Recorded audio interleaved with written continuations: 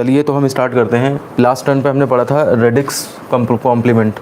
तो radix complement का मतलब ये होता है कि अगर डेसिमल में आपका रेडिक्स कितना होता है, डेसिमल में रेडिक्स 10 होता है और बाइनरी में रेडिक्स जो है आपका 2 होता है। तो अगर आप रेडिक्स कॉम्प्लीमेंट की बात करते हैं तो यानी कि टेंस कॉम्प्लीमेंट और टूज़ कॉम्प्लीमेंट की बात हो जाएगी। ये हमने लास्ट टर्न पे लास्ट वीडियो में देखा था निकालना। अब अगर रेडिक्स -1 की बात करते हैं तो 10 - 1 9 हो जाएगा, 2 - 1 क्या हो जाएगा 1। तो अगर हम रेडिक्स -1 कॉम्प्लीमेंट की बात करते हैं, रेडिक्स -1, कभी कभी ऐसे पूरा लैंग्वेज में भी लिख देते हैं रेडिक्स -1, क्योंकि इसको कभी कभी लोग हाइफन समझ लेते हैं, डैश समझ लेते हैं, ठीक है ना। तो रेडिक्स -1 अगर कॉम्प्लीमेंट लेना है तो इसका मतलब 9s कॉम्प्लीमेंट और 1s कॉम्प्लीमेंट की बात करी जाएगी। तो देखिए ये चीज़ रेडिक्स -1 कॉम्प्लीमेंट निकालना जो है वो काम जो है हम पिछले बार जो हमारा टेंस कॉम्प्लीमेंट और टूज़ कॉम्प्लीमेंट थे उनमें जो है हम कर चुके हैं, और उसके बाद एक स्टेप और आगे बढ़ा जाता है तब टूज़ कॉम्प्लीमेंट निकलता है। एक्चुअली जैसे मान लिया सपोज़ करिए हमारे पास कोई नंबर है 76 और हमने कहा इसको हर डिजिट को 9 से रेडिक्स -1 से सब्ट्रैक्ट कर दो, मतलब बेस 10 है इसका तो 9 से सब्ट्रैक्ट कर दो। तो 9 से जब सब्ट्रैक्ट करेंगे 9 से 7 गया 2, 9 से 6 गया 3, तो ये 23 एक्चुअली यही 1s कॉम्प्लीमेंट मतलब सॉरी यहाँ पे 9s कॉम्प्लीमेंट कहलाता है। और जब इसमें +1 कर देते हैं तो जो आ जाता है ये आपका 10s कॉम्प्लीमेंट कहलाता है। कहने का मतलब है 10s कॉम्प्लीमेंट निकालने के लिए जो पहला स्टेप किया जाता है वही हमारा 9s कॉम्प्लीमेंट कहलाता है।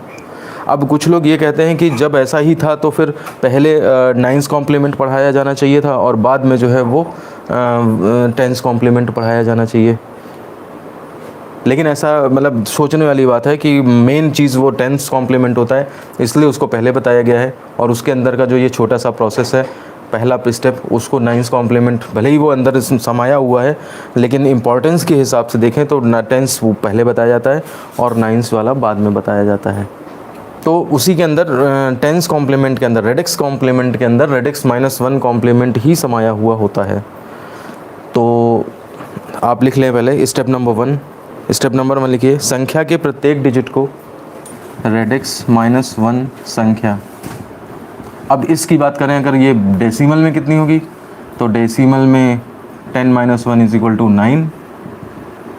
बाइनरी में अगर बात करें तो 2 - 1 = 1 से घटा देते हैं। हर डिजिट को रेडिक्स -1 संख्या से घटा देते हैं, बस, और निकल आया हमारा। एक ही स्टेप का काम है। नीचे लिख लीजिए, इस प्रकार रेडिक्स -1 कॉम्प्लीमेंट प्राप्त हो जाता है।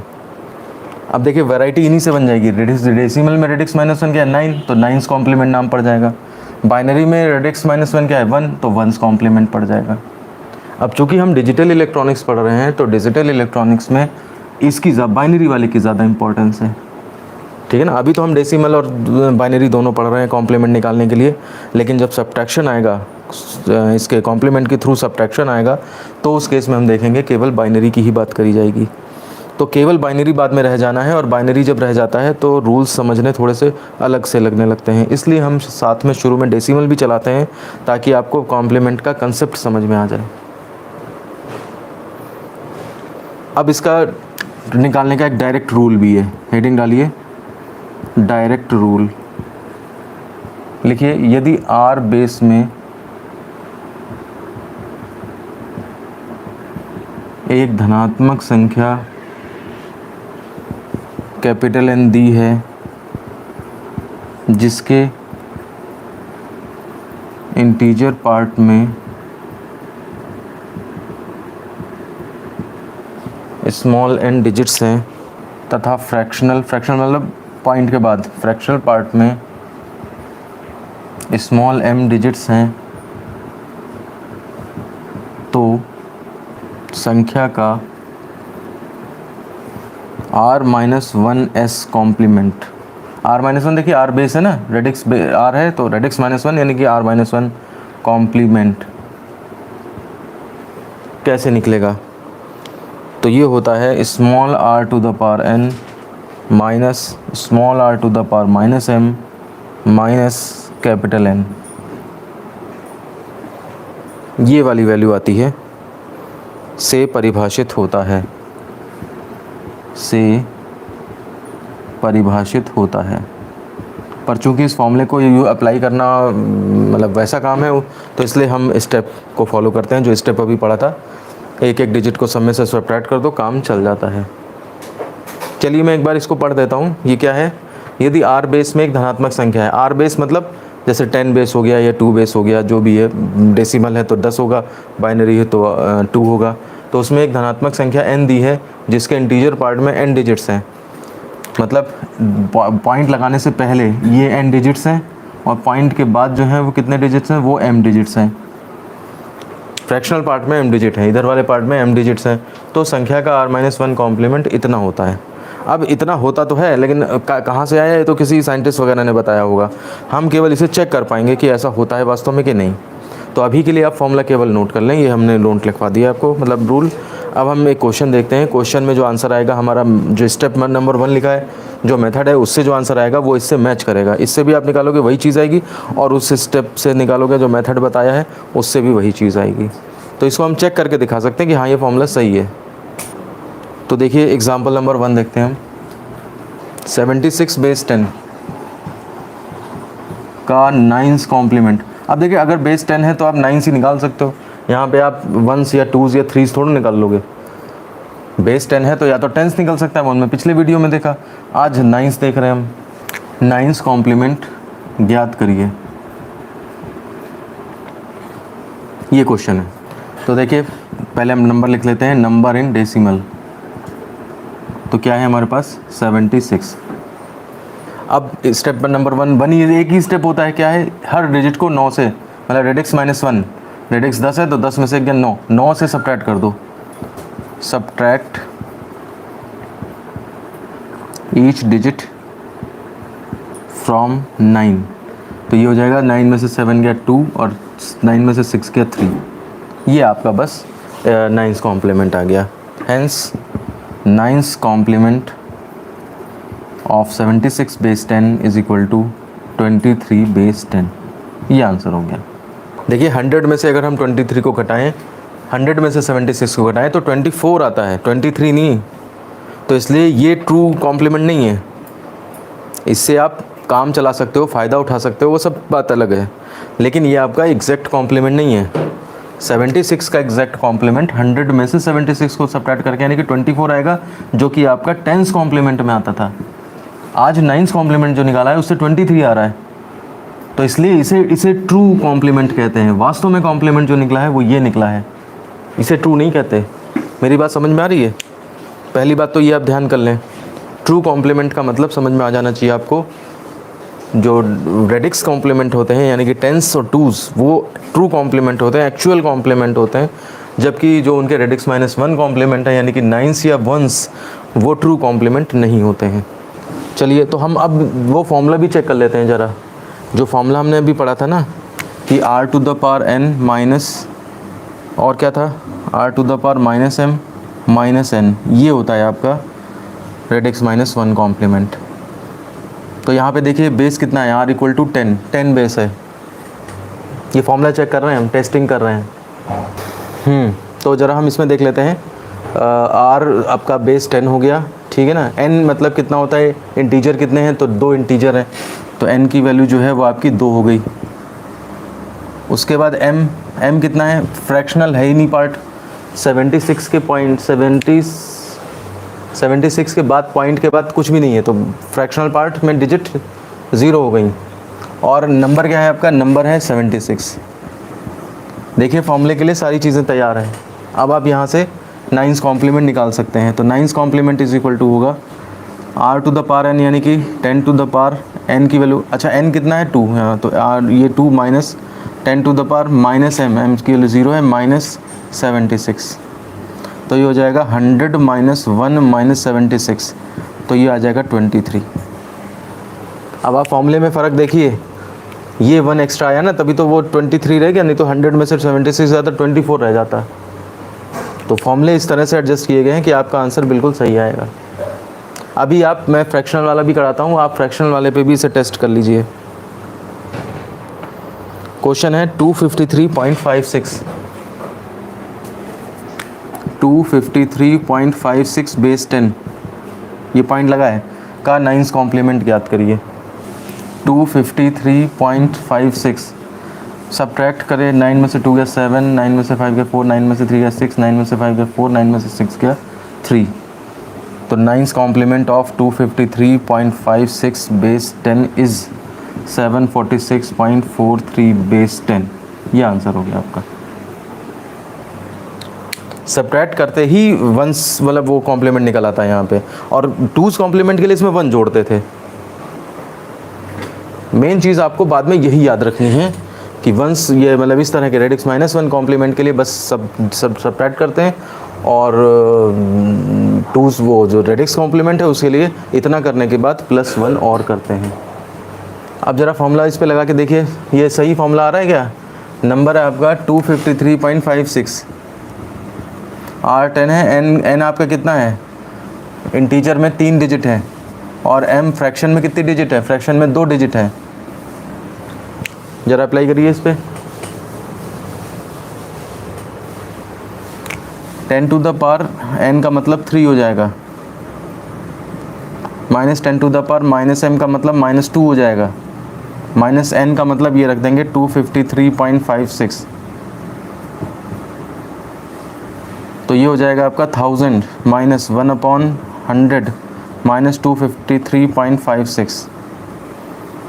ये हो जाएगा 1000 -0.01 -253.56। तो ये हो जाएगा 1000 माइनस, ये ऐड कर लीजिए, तो 253.0157 होगा जा करके। तो जब सब्ट्रैक्ट करेंगे ये 746.43, 0 में से 7 गया 3 बचेगा, हाँ ये इतना आ जाएगा। देखिए वही आ रहा है। तो इसका मतलब जो फॉर्मूला हमने पढ़ा है बिल्कुल सही है। देखिए फॉर्मूले की टेस्टिंग मैंने पिछले क्वेश्चन में भी दिखा दी है करके, और इस क्वेश्चन में भी दिखा दी है। मैं कैमरा थोड़ा नीचे कर रहा हूँ ये, ताकि आप लोग नीचे का भी देख सको। बस सब्ट्रैक्ट करके लिखा है। चलिए अब हम बाइनरी के लिए यही कोई सिस्टम ट्राई करते हैं, यही क्वेश्चन देखते हैं। एक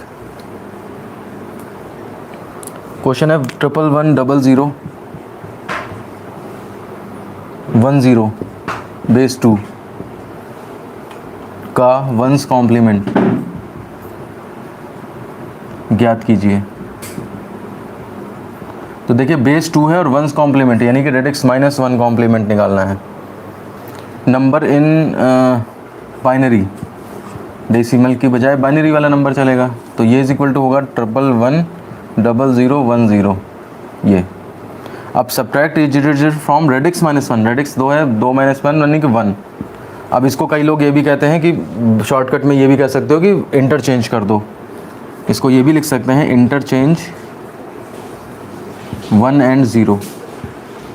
तो जहाँ 1 है वहाँ 0 लगा दिया, जहाँ 0 है वहाँ 1 लगा दिया, 0 1, और ये आपका यही आपका वंस कॉम्प्लीमेंट बन जाएगा। Hence ones complement of 111010 base 2 is equal to 001101 base 2। ये आंसर हो जाएगा। तो वंस कॉम्प्लीमेंट अल्टीमेटली आपको ज़्यादा ज़रूरत पड़नी है इन्हीं की, टूज कॉम्प्लीमेंट और वंस कॉम्प्लीमेंट। समझ लीजिए अब फाइनली हमारे पास कंक्लूजन ये निकला है। आपको वंस कॉम्प्लीमेंट निकालना है तो केवल इंटरचेंज कर दीजिए, और आपको अगर मान लिया सपोज टूज कॉम्प्लीमेंट निकालना है तो इंटरचेंज करने के बाद एक ऐड कर दीजिए, जो हमने पिछले वीडियो में देखा।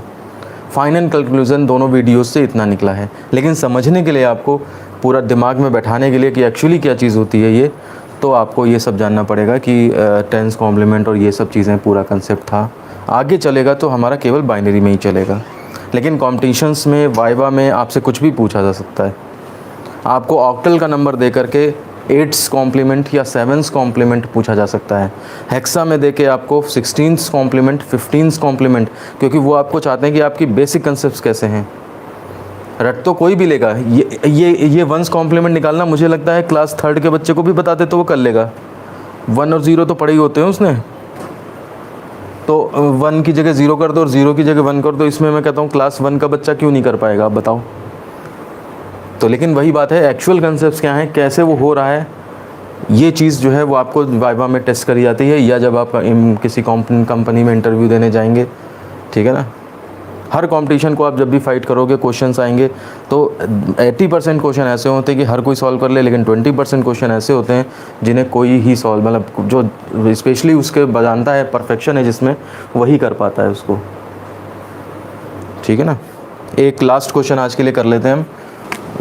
क्वेश्चन है 10,11,0.1101 पॉइंट यहाँ लगाइए, बेस 2 का वंस कॉम्प्लीमेंट ज्ञात कीजिए। वंस कॉम्प्लीमेंट ज्ञात कीजिए। कविता 01,000,001,000,001, ठीक। पॉइंट के बाद लिखा क्या लिखा, 0010 ठीक है। अब देखिए पूरे जो पिछला वीडियो हमने पढ़ा और जो ये वीडियो पढ़ा है, इसका पूरा कंक्लूज़न अगर निकाला जाए तो केवल इतना है कि अगर आपको इसका, ये तो कर लिया आप लोगों ने वंस कॉम्प्लीमेंट, ठीक है। इसका आपको वंस कॉम्प्लीमेंट चाहिए तो ये सिंपली इंटरचेंज, ठीक है। 101,000,001.0010 ये हो गया आपका वंस कॉम्प्लीमेंट। और अगर टूज़ चाहिए तो +1 और कर दीजिए बस, 1,100.1000010 ये टूज़ हो गया बस। तो ये इतना डायरेक्ट भी बता दिया जाए तो बच्चे को आसानी से समझ में आ जाएगा, लेकिन बात वही है कि एक्चुअल कंसेप्ट्स क्या चीज़ें हैं, क्यों निकाली जा रही हैं, वो चीज़ें नहीं समझ में आएंगी। कहाँ से नाम पड़ रहा है, ठीक है। टूज़ कॉम्प्लीमेंट मतलब बेस रेडिक्स कॉम्प्लीमेंट है, वंस कॉम्प्लीमेंट मतलब रेडिक्स -1 है, तो बेस कॉम्प्लीमेंट इसका और इसमें क्या फ़र्क होता है, ये एक्चुअल कॉम्प्लीमेंट होता है, ठीक है ना। अच्छा, ये इंटरचेंज क्यों कर देते हैं, वास्तव में वो बेस -1 से, यानी कि 1 से सब्ट्रैक्ट किया जाता है। 1 से इसको सब्ट्रैक्ट किया, 1 से इसको, 1 से इसको, 1 से इसको, 1 से सब्ट्रैक्ट कर करके जो आंसर आता है वो आता है। अब बाइनरी के केस में ये इंटरचेंज कर दो। अभी यही मैं आपको ऑक्टल में करने लगूँ तो आप सोचोगे ऐसे ही हो जाएगा कि ऑक्टल में जैसे 756 दिया है ऑक्टल में, अब मैंने कहा इसका 7 कॉम्प्लीमेंट निकालो, तो पता लगा आप क्या करोगे, इंटरचेंज किससे कर दोगे। इसमें तो फिर वही आएगा ना कि 8 है तो बेस -1, यानी कि 7 से सब्ट्रैक्ट करोगे, 0 2 7 से 6 या 1 ये इसका 7 कॉम्प्लीमेंट निकलेगा। और अगर इसका 8 कॉम्प्लीमेंट निकालना है तो इसी में +1 ऐड हो जाएगा। तो अगर बेसिक कंसेप्ट्स आपको पता है तो आप टेढ़े मेढ़े क्वेश्चंस जो हैं उनके भी आंसर कर सकते हो, ठीक है। तो अब ये आप कॉम्प्लीमेंट्स का कॉन्सेप्ट आपको क्लियर हो गया है। अब कॉम्प्लीमेंट्स के बेस पे चीज़ों को सब्ट्रैक्ट कैसे करते हैं, क्योंकि असल में हमने अभी तक सब्ट्रैक्ट करना जो सीखा था, सब्ट्रैक्शन जो नॉर्मल मेथड है सब्ट्रैक्शन का, वो हमेशा क्या करता है, बड़ी डिजिट में से और छोटी डिजिट को सब्ट्रैक्ट करता है बस। जैसे आपको 80 में से 76 सब्ट्रैक्ट करना है तब तो ये हो जाएगा, लेकिन अगर आपको 76 में से 80 सब्ट्रैक्ट करना है और आंसर -4 लाना है तो ये काम आपका नॉर्मल सब्ट्रैक्शन मेथड जो हमने पढ़ा है बाइनरी का, वो नहीं कर पाता। तो ये काम करने के लिए नेगेटिव, एक बार एक बच्चे ने पूछा भी था मुझसे, शायद यहीं स्क्रीन पे लिख के पूछा था या लाइव क्लास में, या फिर यूट्यूब वीडियो में कमेंट करके पूछा था कि सर ये कैसे होगा। तो वो एक्चुअली छोटी नंबर्स में छोटी डिजिट से छोटे नंबर से बड़ा नंबर सब्ट्रैक्ट करना था। तो उसके लिए क्या तरीके हैं, मतलब वो किसी नंबर को सब्ट्रैक्ट करने के लिए मेथड, तो वो कॉम्प्लीमेंट मेथड के बेस पर ही आते हैं। मतलब हमें कंप्यूटर्स के लिए, कैलकुलेटर्स के लिए ऐसा मेथड चाहिए है जो आपका आंसर माइनस में भी ला सके, छोटे से बड़े को सब्ट्रैक्ट कर सके या बड़े से छोटे को सब्ट्रैक्ट कर सके। तो अब अगले दो वीडियो देखने के बाद तुम वो क्वेश्चन जो है वो आराम से सॉल्व कर पाओगे। बाइनरी का सेकंड कॉम्प्लीमेंट समझ नहीं आया, सेकंड कॉम्प्लीमेंट, अच्छा सेकंड कॉम्प्लीमेंट ये वाला +1 करो, तो ये इसको समझने के लिए ना आपको डेसिमल वाला समझना पड़ेगा। डेसिमल वाले में हमने एग्जांपल दिया था, जैसे 76 है, इसका 1 कॉम्प्लीमेंट मतलब 76 का 9 कॉम्प्लीमेंट निकालोगे तो 23 आया। 23 एक्चुअल कॉम्प्लीमेंट नहीं है, 100 में से 76 घटाओ तो एक्चुअल में 24 आता है, हमारा तो 23 आया 9 कॉम्प्लीमेंट करके।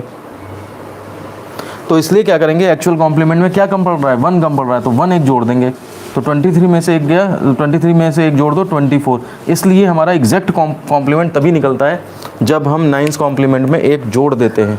और एक ऐसी डिजिट है जो ऑक्टल में भी एक होता है, हेक्सा में भी एक होता है, बाइनरी में भी एक होता है और डेसिमल में भी एक होता है, इसलिए एक ही जोड़ा जाता है हमेशा। मतलब ऐसा नहीं है कि ऑक्टल में जाके कुछ और जोड़ने लगोगे आप। वो जो 1 जुड़ रहा है, 1 जोड़ने का रीज़न समझ लीजिए सब लोग। इन वीडियोस को जितनी बार देखेंगे उतनी ज़्यादा अच्छी समझ बनेगी आपकी। नहीं तो फिर रूल्स तो सब ले याद कर लेते हैं, तो आपको पढ़ने से मतलब फ़ायदा क्या मिला फिर?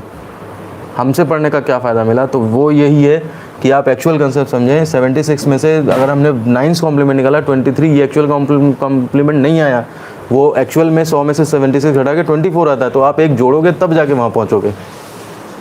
तो जो डेसिमल में आपको साफ साफ चीज़ें दिख जाती हैं, बाइनरी में मशीन को समझाने के लिए थोड़ा सा लंबा मतलब घुमा फिरा के कान पकड़ने वाली बात हो जाती है। चलिए तो फिर हम क्लास ख़त्म करते हैं ये वाली। ठीक है, तो फिर मैं ख़त्म करता हूँ। चलो।